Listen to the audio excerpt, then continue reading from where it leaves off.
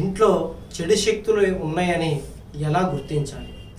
అయితే మన ఇంట్లో నెగిటివ్ ఎనర్జీ కానీ ఎవరైనా ప్రయోగాలు చేయబడినటువంటి శక్తులు కానీ అవి మన ఇంట్లో ఉన్నట్లయితే మెయిన్ ఆరోగ్య సమస్యలు అనేవి అధికంగా ఉంటాయి.